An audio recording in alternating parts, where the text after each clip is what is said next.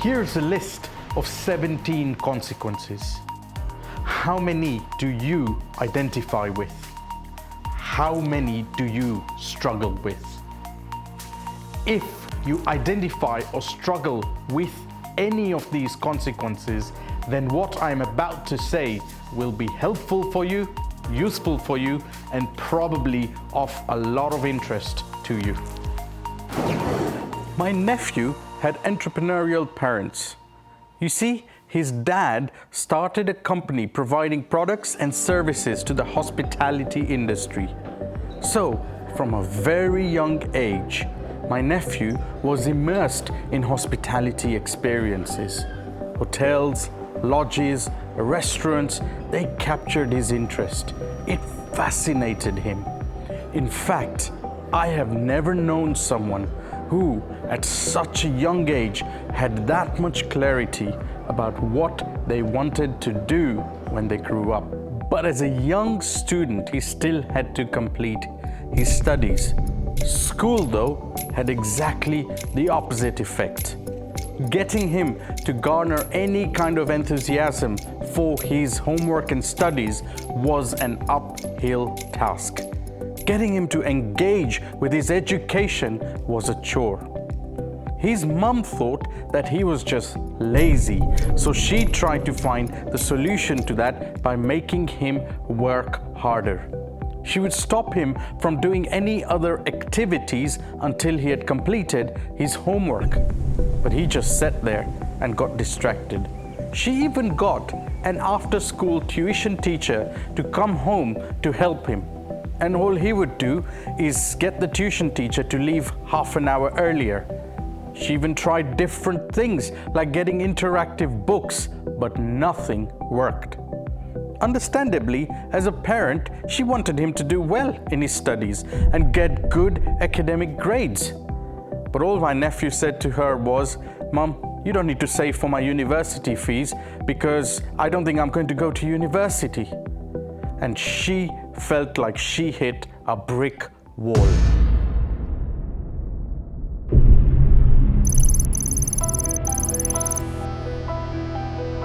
Talking of brick walls, I hit one.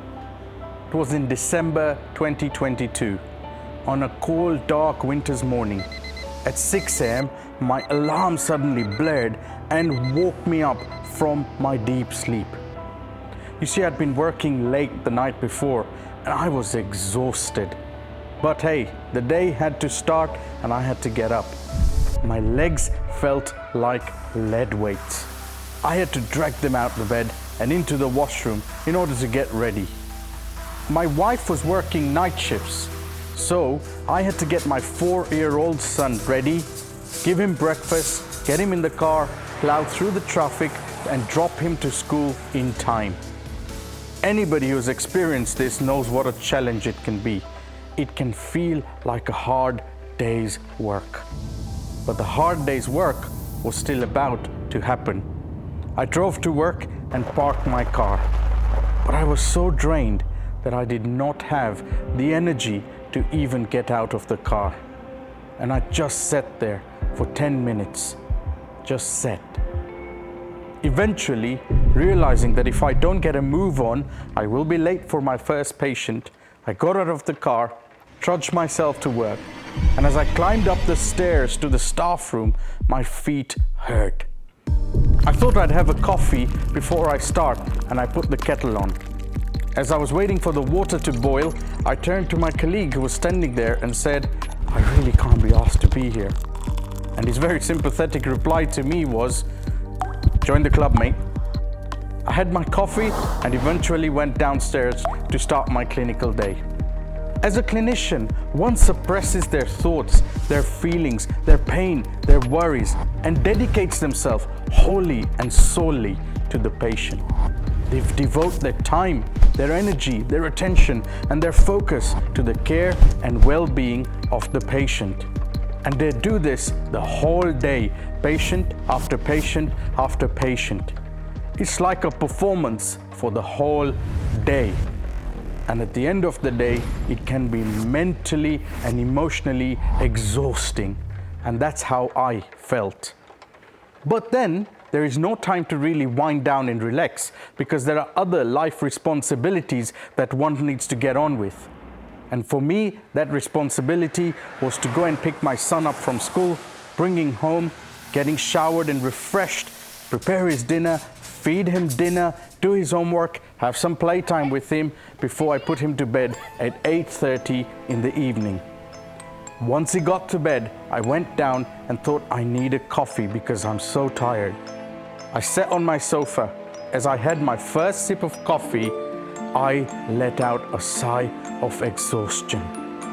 This wasn't just exhaustion from the day I'd had, but because of many such days I'd had in the recent past. And I know this because with that sigh of exhaustion, there were tears that came up and rolled down my cheeks. I was broken. Not just broken, I was broke and broken. And I wondered, what happened to that young lad who was so full of optimism and hope all those years ago?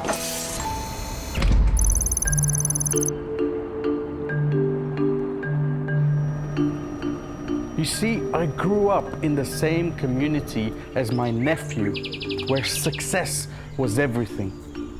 And success was measured by your material achievements. How big was your house? What kind of car did you drive? What was your position in your company? How far advanced were you in your career?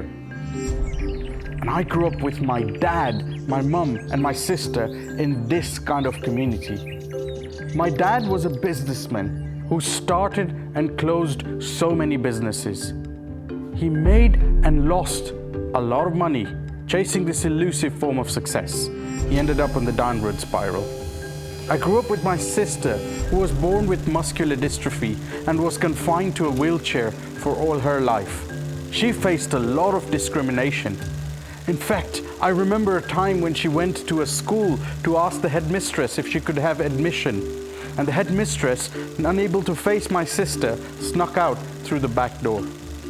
For my sister, success was a way of proving that she can face all these, go over these limitations, and really show people that she can achieve a lot. And then there was my mum, the calm amongst the storm. She just got down, put her head down, and worked very hard. And for me, as a student, success was all about achieving good grades, high marks, and high rankings in my year group in school. And that is what I did. I was told, go to school, listen to your teachers, do your work, take in the information, and do really well in the exams. So I did that. I went to school, I took in all the information, wrote memorization and cramming, and I regurgitated it during the exams. Every question needed an answer.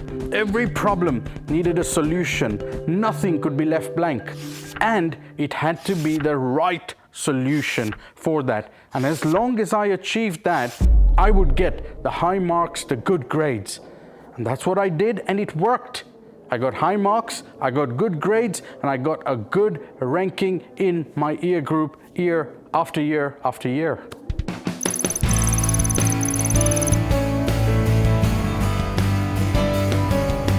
In fact, it worked so well that I got a place to study dentistry at the University of Sheffield. And in 1998, I moved to the UK to study this degree. And I carried on with the same plan, the same method for the first few years, achieving good grades while studying hard. But alas, all things were not as smooth sailing. You see, I was an international student paying tens of thousands of pounds a year in fees. And in my third year, something happened back home that wiped out all our family money. My dad did not know how he was going to put me through education, and there was talk of me having to give up and return back home. But I was not one to give up. I had always been taught, don't bring me problems, bring me solutions. And I found a solution to get past this. During the day, I was in dental school. And during the evenings, I worked in shoe shops, burger bars, flyer drops, you name it, earning a little bit of cash. Sometimes there were days when I could not afford a meal. There was a newsagent near my house who would sell me 4 packs of Maryland double chocolate chip cookies for £1. This kept me sustained. A little bit for breakfast, a little bit for lunch, maybe a little bit for tea. And through the hard work and sacrifice, I made it. I graduated with a degree of Bachelor of Dental Surgery.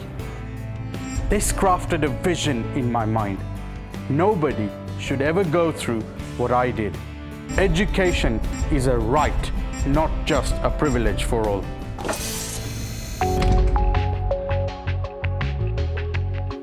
However, the problems and the challenges did not end there. There were many other problems and challenges that came in the 2 decades that followed. Some problems were single-faceted, meaning that there were maybe 1 or 2 moving parts. For example, I could not get a job in the UK after qualification because I was an international student. I found a solution for that by finding a job in a remote area of Wales where there was a severe workforce shortage. Or the problem of not knowing how to advance my career beyond where I was. And I found the solution by getting hospital-based jobs in London. In fact, watching my journey of powering through these problems with solutions, resolutions and fixes, my sister was also doing the same and getting through her challenges. In fact, she did so well that she completed a degree in psychology back home. And the weekend after I had moved to London, I flew back home on a Friday to attend her graduation on a Saturday.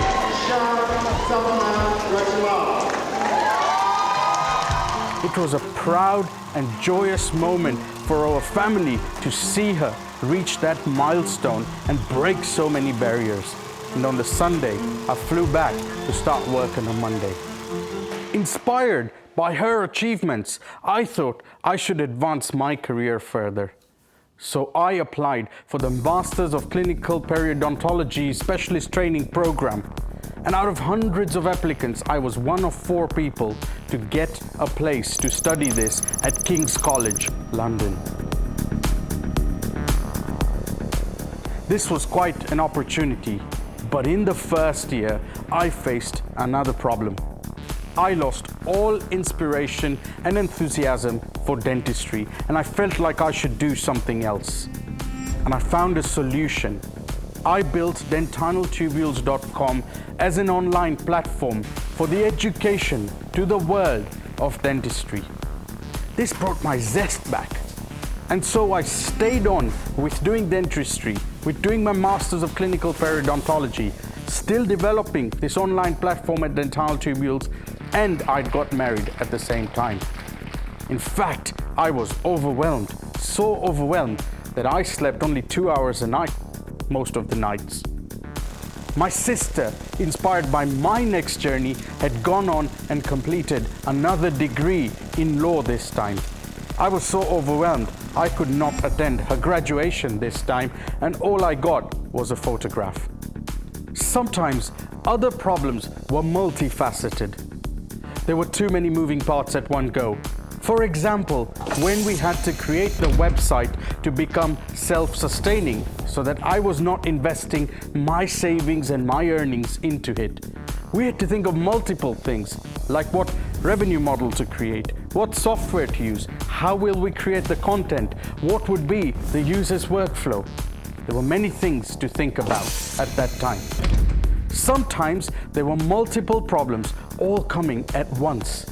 For example, when we created this subscription-based website and we were not getting enough memberships to keep it sustainable, so I had to keep working the long hours in dentistry to fund it.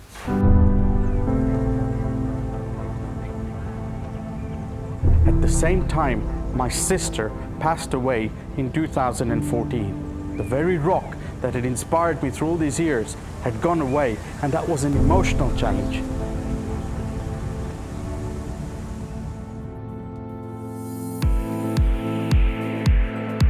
I found solutions to both by creating a community of dental professionals who subscribed to the website as members and also provided me with a great community of support. Sometimes there were problems like a competitor who turned up and provided a very critical part of a service for a very fraction of the price. And for this, we deepened our solution by building even bigger and bolder events for our community. We actually even formed the Tubules Foundation to reinforce the values for which our community stood for. And the Tubulites, our community members, continued to engage. Sometimes our problems were multifaceted that I call them seismic. For example, when we nearly lost the Tubules project because we nearly ran out of money. And I found a solution to power through that, not just to save, but to build the project into something bigger. When COVID struck and all our plans had to be rethought, and we formed a solution that helped support the community and kept us thriving.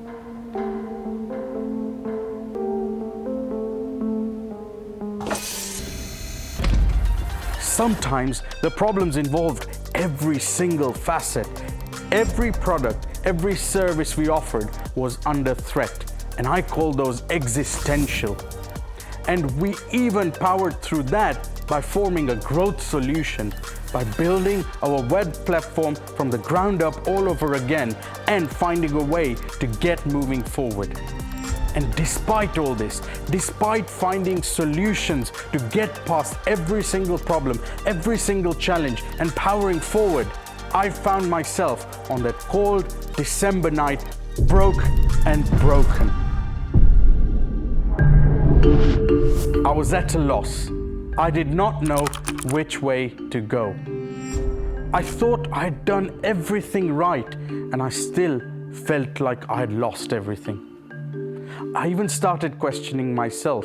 Maybe it was me. I was the problem. A little voice in my head said, "Do you give up now?" And I could not give up.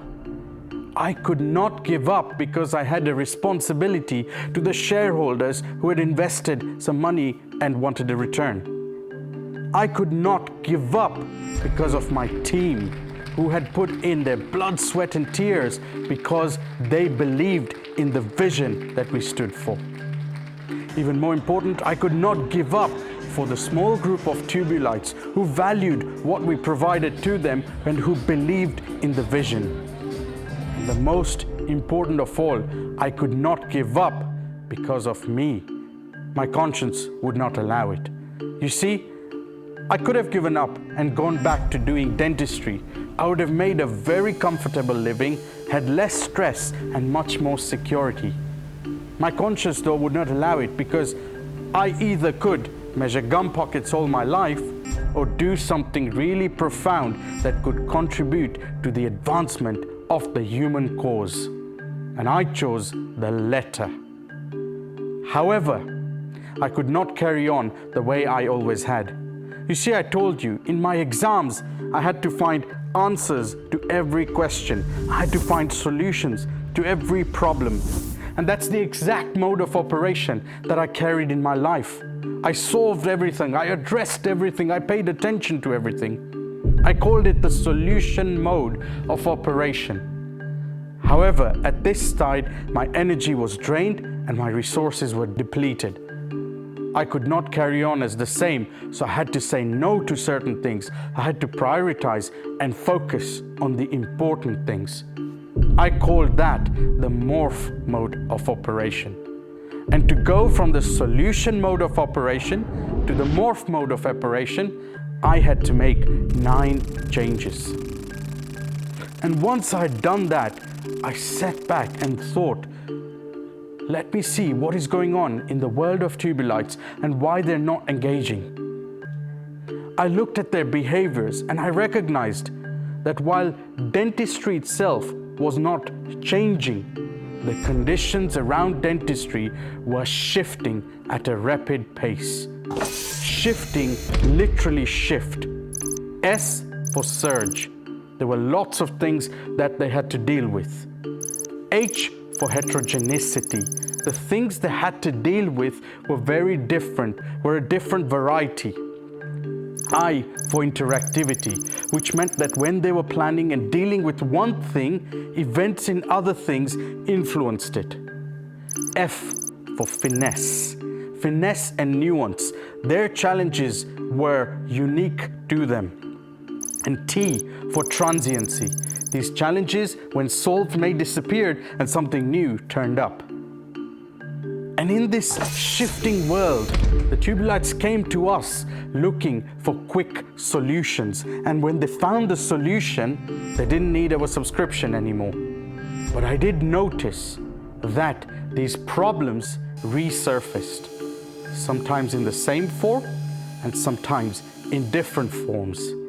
And I thought to myself, is the problem the problem? So I then looked into industries where such a shift had affected two similar entities and both had ended up with different outcomes. And I found one where a digital shift had affected two camera film producing companies. In that problem, one had gone on to deepen the solution, to solve the problem, while another one had gone on to try and understand the problem and to morph around the problem. I also found a similar shift in the digital communications industry where one had gone on to solve the problem and deepen it, while another one had tried to understand the problem and morph around it. And both entities that had tried to solve the problem basically either got eliminated or taken over, while both entities that had morphed around the problem went on to thrive. And I thought to myself, maybe the problem is the problem. And then I looked at the literature to see if there was any research around this.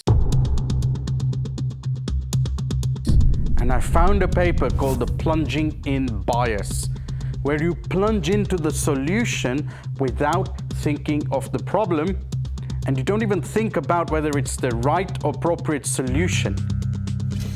And I found another paper called the Einstellung effect, which is that when that solution works, you deepen into that solution even when the conditions around you change.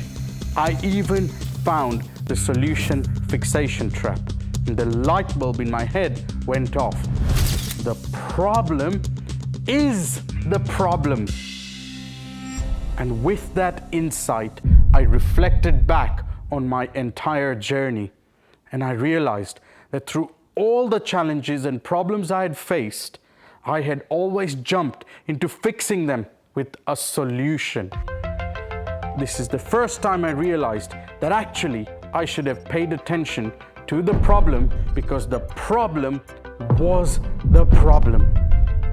This recognition completely changed my trajectory.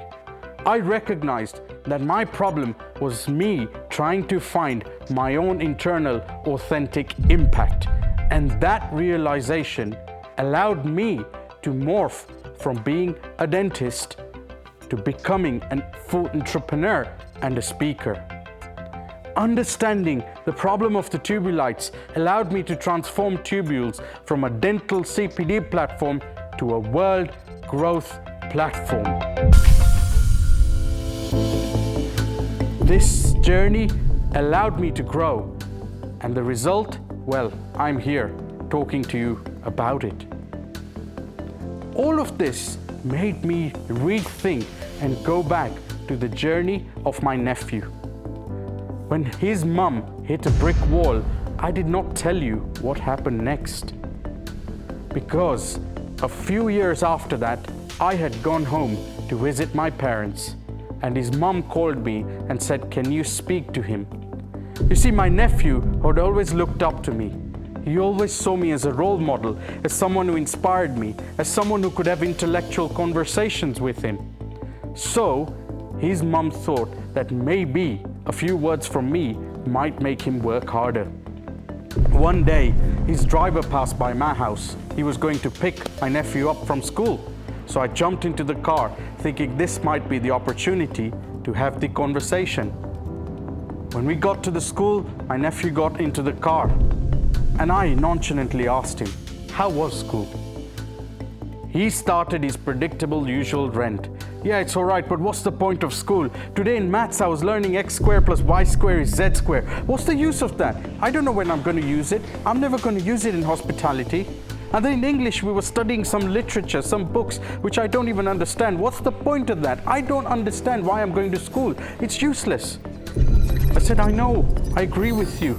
I remember when I was learning cos and sine and tangent and all this in school, I could not understand where I was going to use it. And his response was, yes, you see, and now you're such an entrepreneur. You're doing all these things, you're helping people, you're making such a big difference elsewhere. And where did you ever use that? What use is school? I sat there and I said, you know what? You might say that, but you know, as an entrepreneur, I now have to deal with web teams and we have to think about logical workflows. The maths questions didn't help, but what maths had done is it had improved my logical thinking. That now helps me in really thinking these logical workflows well and efficiently. In school, in fact, English literature didn't help me, but it did help me understand words and sentence structures. And that now helps me in creating communication with my teams, with other people, which is such an important skill to have as an entrepreneur.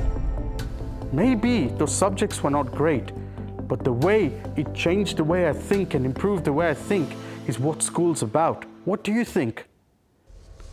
Maybe, he said, and then he said quietly. I was eventually dropped home and they carried on because remember, he had his after-school tuition to do.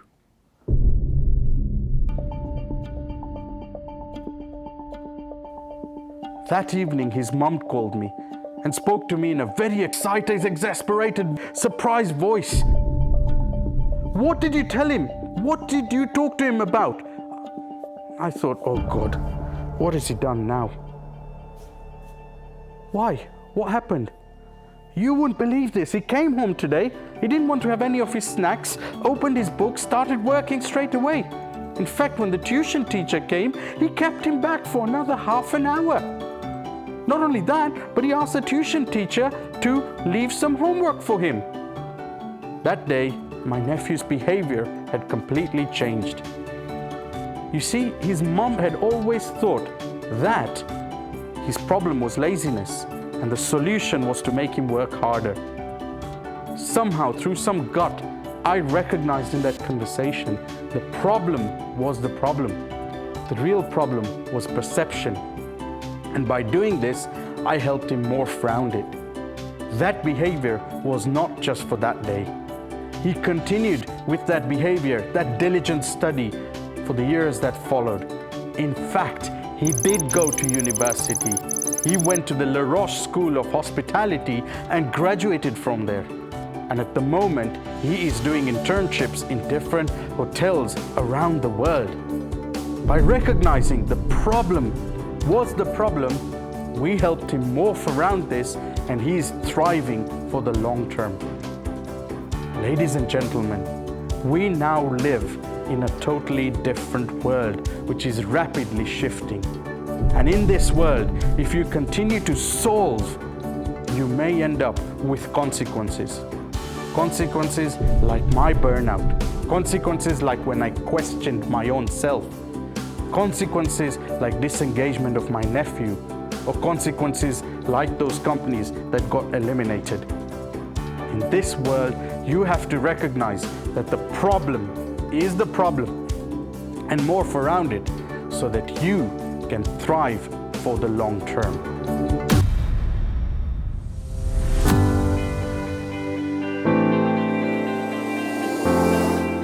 If you think this talk resonated with you, or you know someone who will benefit from it, then come listen to me at either one of the days when I deliver keynote speeches or at our Human Edge Day. I will give you more. You see, solve and morph are two different patterns, and these patterns have 5 specific steps. I will break those down on those days. The other thing is, I talked about a very specific lesson in this talk. That was, don't bring me problems, bring me solutions.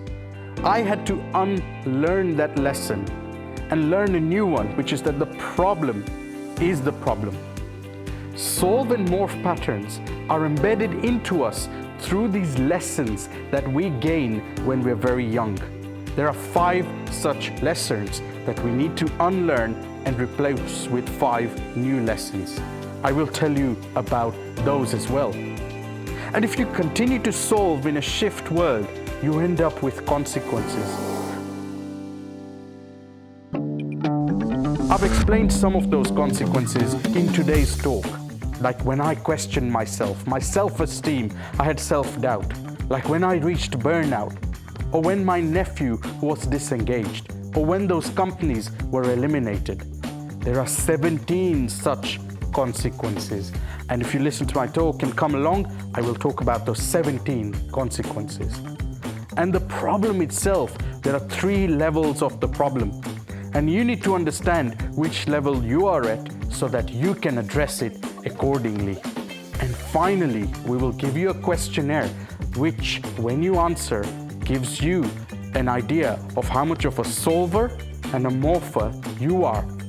Ultimately, the more you can morph in this rapidly shifting world, the more you will thrive and succeed in the long term. And what I want is for you to find your human edge so that you are always thriving. I hope to see you soon at one of those days.